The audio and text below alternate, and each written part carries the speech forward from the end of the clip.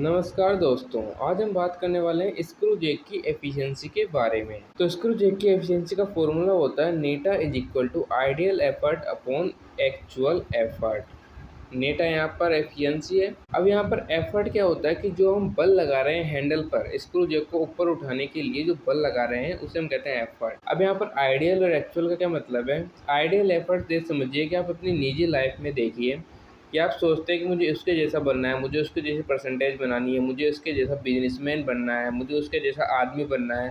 तो आदमी आपका आइडियल होता है। यहाँ पर भी आइडियल कुछ वैसे ही है कि हम मशीनों को उस प्रकार से तैयार करते हैं कि हमें उस आइडियल मशीन की तरह मशीन को बनाना है। लेकिन हमारी जो मशीन बनती है वो एक्चुअल मशीन बनती है।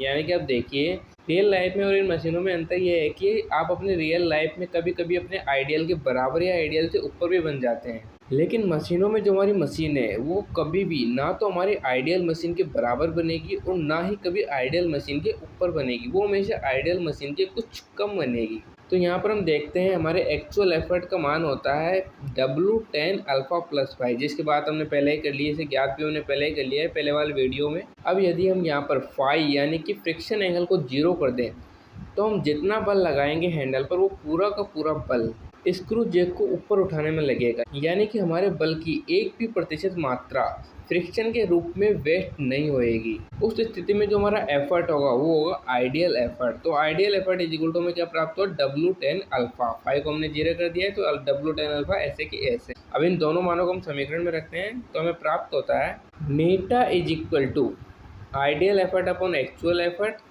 Is equal to W10 alpha upon W10 alpha plus five. अब यहाँ से W से W कैंसिल आउट हो जाएगा तो हमें मिलेगा theta is equal to 10 alpha upon 10 alpha plus five. अब यहाँ पर अल्फा का मान होता है 45 डिग्री माइनस 5/2। इसकी एक लंबी डेरिवेशन होती है कि अल्फा का मान ये कैसे आया, इसकी चर्चा हम किसी और वीडियो में करेंगे। अभी आगे बढ़ते हैं तो इस अल्फा के मान को हम समीकरण में रखते हैं तो हमें प्राप्त होता है नीटा इज इक्वल टू 10। अल्फा का मान यहाँ पर 45 डिग्री माइनस 5/2 अपॉन 10। अल्फा का मान यहाँ पर 45 डिग्री माइनस 5/2 प्लस ये 5। अब यहाँ से हमें मिलता है नीटा is equal to 10 45 minus 5/2 upon 10 45 plus 5/2। ये प्लस 5/2 कैसे है कि यहाँ पर देखिए यदि आप -1/2 प्लस 1 करेंगे तो हमारे पास क्या आएगा प्लस का 1/2। यहाँ पर भी कुछ ऐसा ही हुआ है। तो यहाँ पर हम फॉर्मूला लगा सकते हैं 10a माइनस बी का और यहाँ पर हम फॉर्मूला लगा सकते हैं 10a प्लस बी का। तो 10a माइनस बी का फॉर्मूला क्या होता है 10a minus 10b upon 1 plus 10a 10b।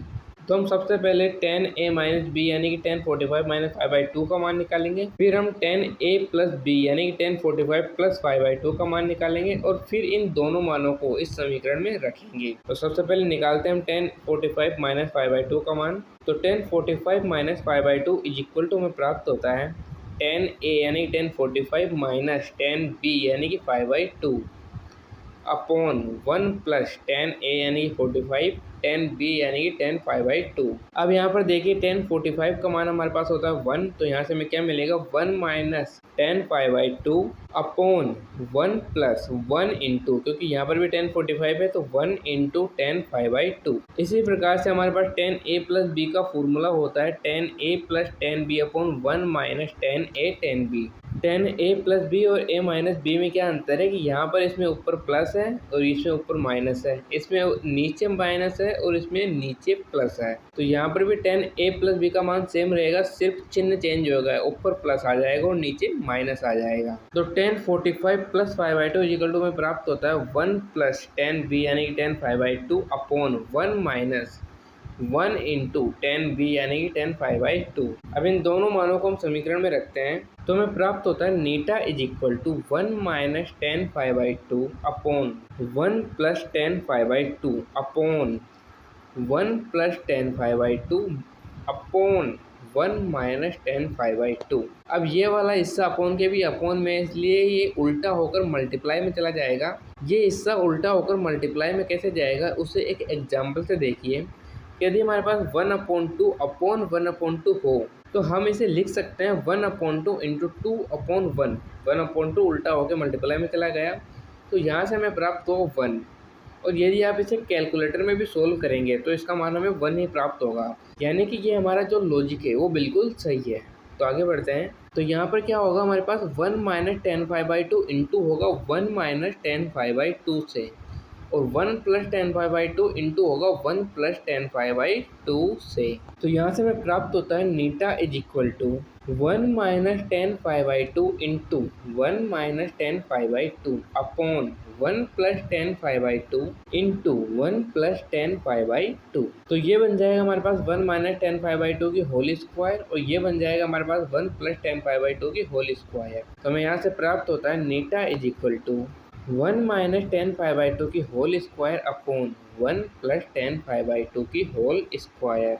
अब यहाँ पर tan theta is equal to हमारे पास होता है sine theta upon cos theta. तो यहाँ पर आ जाएगा ये, यहाँ पर थीटा के स्थान पर क्या है 5/2, तो हमें प्राप्त होगा साइन 5/2 अपॉन कोस 5/2।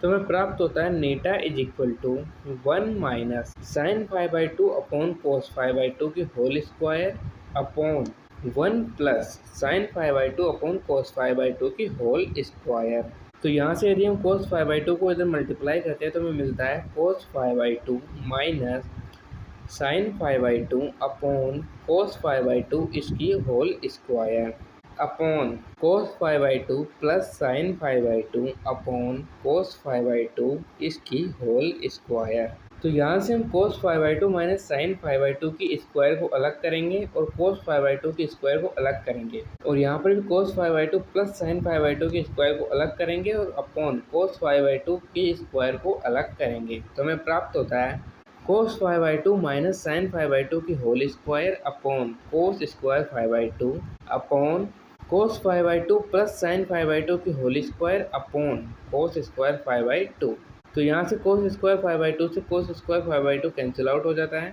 तो हमें प्राप्त होता है नीटा is equal to cos 5/2 minus sine 5/2 की whole square upon cos 5/2 plus sine 5/2 की होल स्क्वायर। अब यहाँ पर हमारे पास ऊपर लगेगा a माइनस बी की होल स्क्वायर का फॉर्मूला और नीचे लगेगा a प्लस बी की होल स्क्वायर का फॉर्मूला।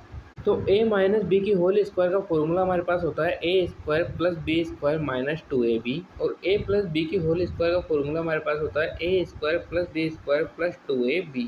तो इसे समीकरण में रखते हैं तो हमें प्राप्त होता है नीटा is equal to a square के स्थान पर कोस स्क्वायर 5/2, b स्क्वायर के स्थान पर साइन स्क्वायर 5/2 माइनस 2a के स्थान पर कोस 5/2 और b के स्थान पर साइन 5/2 अपॉन a स्क्वायर के स्थान पर कोस स्क्वायर 5/2 प्लस b स्क्वायर के स्थान पर sine square 5/2 plus 2 into a के स्थान पर कोस 5/2 इंटू b के स्थान पर साइन 5/2।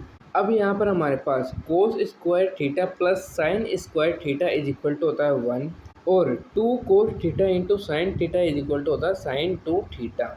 यहाँ पर थीटा के स्थान पर 5/2 है तो यहाँ पर साइन 2 5/2 हो जाएगा। तो यहाँ से हमें प्राप्त होता है कोस स्क्वायर 5/2 प्लस साइन स्क्वायर 5/2 के स्थान पर 1 माइनस 2 कोस 5/2 इंटू साइन 5/2 के स्थान पर साइन 2 5/2। 2 थीटा है तो थीटा के स्थान पर 5/2 हमने रख दिया और 2 ऐसे कैसे हमने यहाँ रख दिया है upon cos square 5/2 plus sine square 5/2 के स्थान पर 1 प्लस 2 कोस 5/2 इंटू साइन 5/2 के स्थान पर साइन 2 इंटू 5/2।